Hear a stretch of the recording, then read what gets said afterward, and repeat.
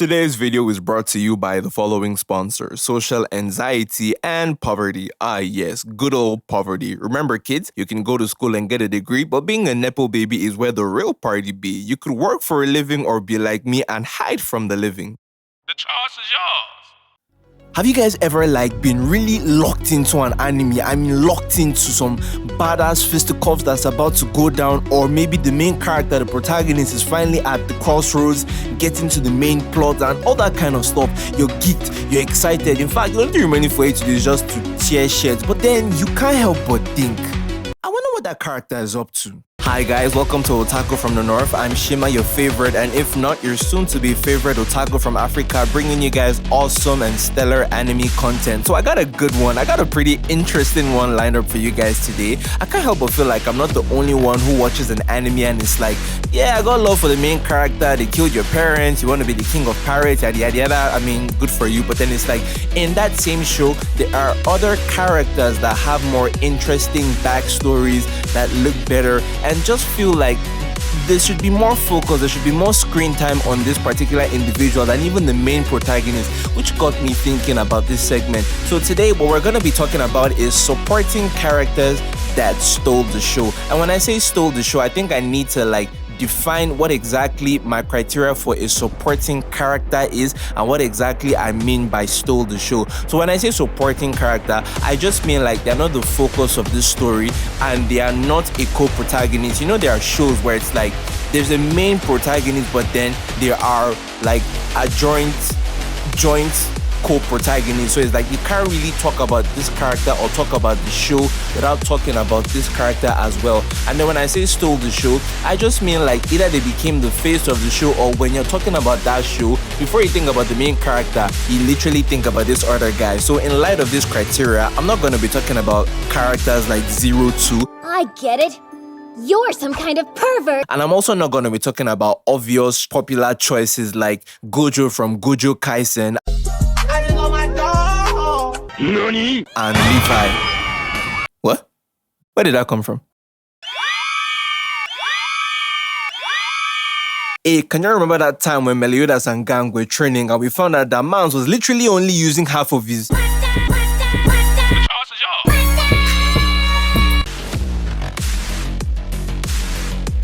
So right off the bat, I know everybody and the village people is yelling cap. I can even feel the bandstands gearing up to hunt me and my future generations down. But I want you lot to put your hands on the Bible and swear to Kami-sama that after his first appearance in season 2, every time you saw Escanor in a fight, you didn't low-key already predict the outcome. Swear to me that towards the end of season 1, when all the sins had mostly gathered, you went wondering, who is this Escanor guy that's so special they had to save him for season 2?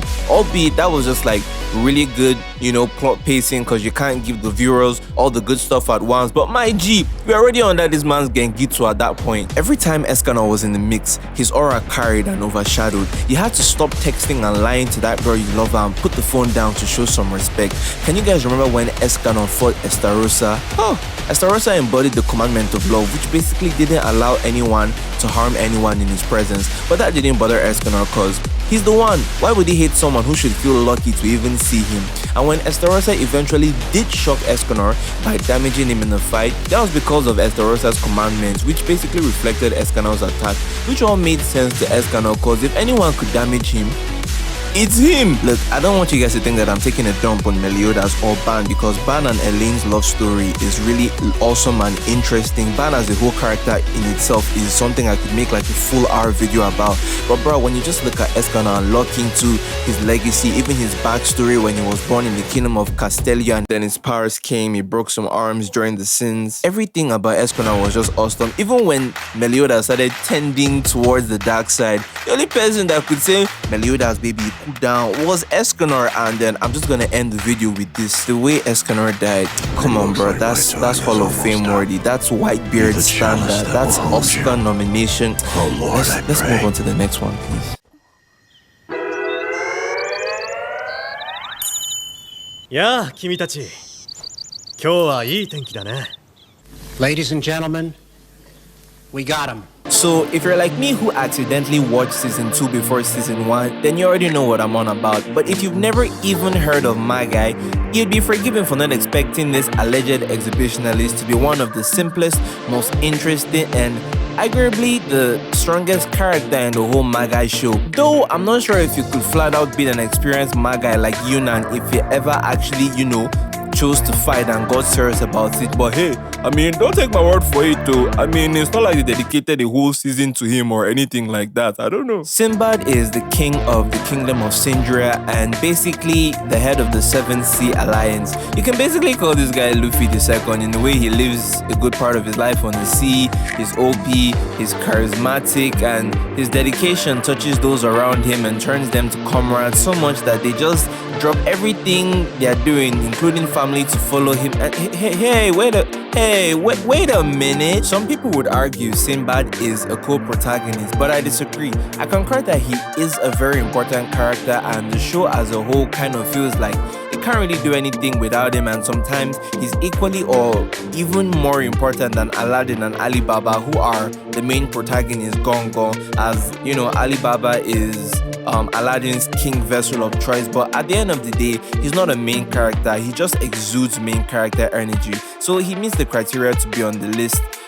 Strongest character or not, he is definitely the strongest king vessel, and he even has 7 Dijin equips. What are you doing with 7 Dijin equips? Bro, so strong, people decided to become his ally just so that he wouldn't be their enemy. Bro, so important. A Magi picked a fight with another Magi because he thought he was his Magi, and bust your head on how strong this man is. He still doesn't even have his own personal Magi. Hey yo, screw Luffy, this brother is reanimated Madara.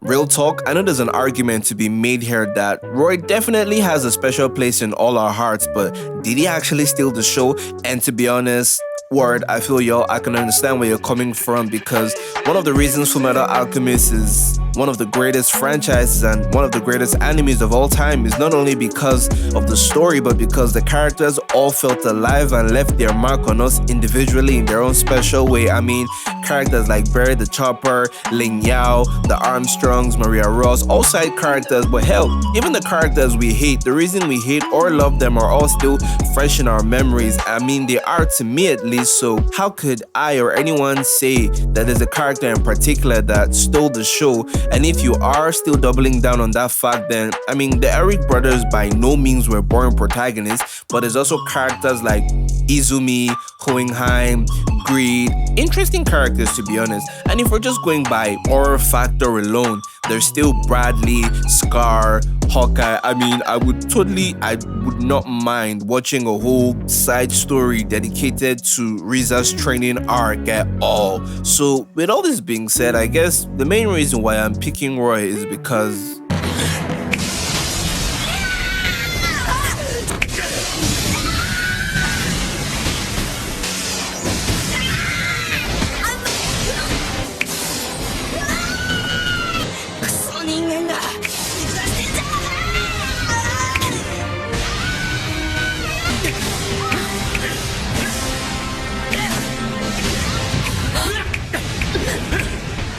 come on, you thought I was gonna do a whole segment about Roy and not bring up that scene?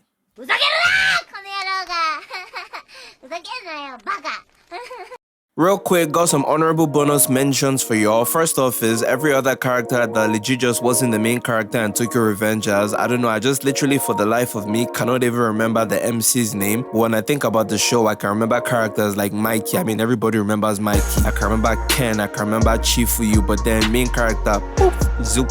I ain't got nothing. I don't know, maybe the main character was just designed to be that way, dull and uninspiring, to prove a bigger point and to support the other characters, but hey, I'm practically just a hater at this point. Let's hear what the audience has to say. Bitch ass main character I've ever seen, bro. Like, the MC is such a Second is Midday from Summertime Render. Honestly, I thought about giving it to F Cup.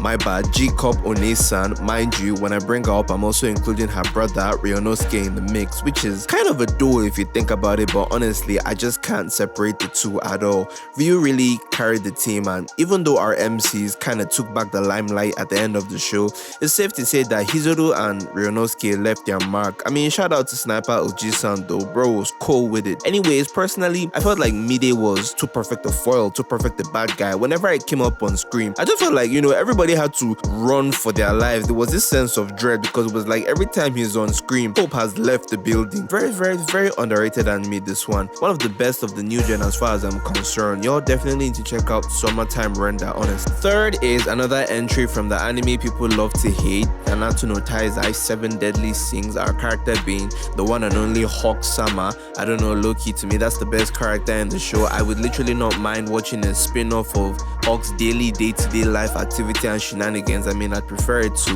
what we have ongoing right now, but I beg not to concern me, I go watch waiting they drop. So honestly, I just felt like Hawk is amazing, and if you hate Hawk, like if you sincerely hate Hawk, I believe that you have no joy in this life and should look for the nearest truck to get you isekai into the next one straight away. Broski died so the whole kingdom could live and came back. At this point, y'all just really doing copyright infringement. And lastly, on my list off the top of my head, we have Black Star from Soul Eater. This is an annoying character done right in my opinion. For somebody who started out pretty weak and loud-mouthed and always trying to be bigger than life, instead of becoming irritating, now that I look back and think on the series, it was actually like very infectious and very happy-go-lucky. I don't know, maybe that's just me, but I think that's just chalked up to some damn good writing. But anyway, that's it for the bonus list, and let me give you guys the last one.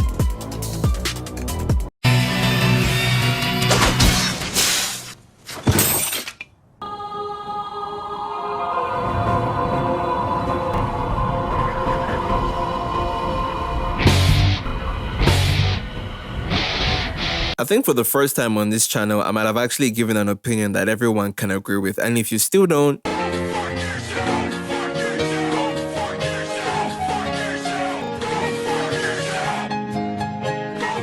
Gintama is definitely one of the best animes of all time. Actually, it's number 2 in my top 5, and even though nobody asked me, I'll tell you guys for free. Neither Demon Slayer nor AOT are in my top 5, but with this show, it's different. The reasons are clear.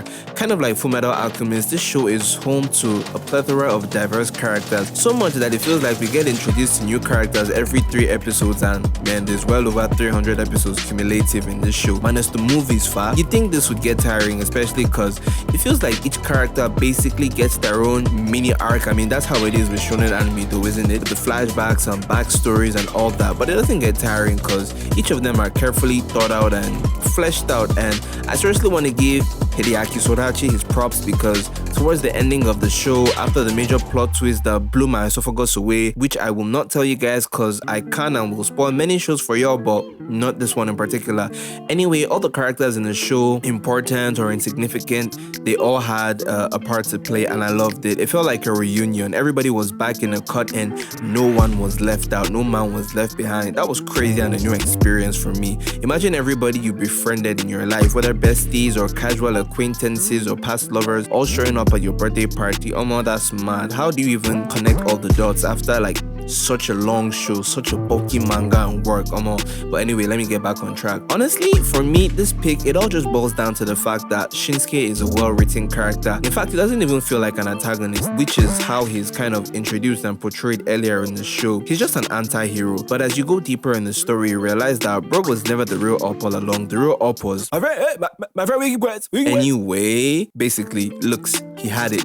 Aura, he had it. Strength, he had it. Anonymity, he had it. Popularity amongst the viewers, he had it. Honestly, it'd be easier to find the actual One Piece than to hate on this guy. And before the grand ending of the show, he only made so very little appearances, which made his face even linger in your mind more and wonder like, hey, what's that up to? You only get a pinch of, this is what he's up to here and this is what he's up to there and so on and so forth. But towards the ending of the show, there was a bit more screen time, and honestly, it did not disappoint at all. So if you haven't watched Gintama, it's a journey, but it's a journey I encourage you to take on, and it's definitely worth it. And just like that, another video is gone. That's crazy. I mean, I hope you guys enjoyed it. If you did, hit the notification bell, hit the like button, hit the subscribe button, hit all of them. Just do it now. Do it now. Do it right now. I mean, I promised you guys that more content this year. Trust me, I got y'all. I promised y'all I was going to be more consistent, and that's what we're going to do. So, hey, let me know how you guys felt about the video in the comments. Is there any character that you think I should have talked about? Is there any character that I overlooked, or any character that I put too much on a pedestal on this list? I want to know. Let us know in the comments, and stay tuned for more videos. Make sure you check us out on other social media platforms, specifically TikTok and Instagram, and follow and help us grow the channel, help us grow the community.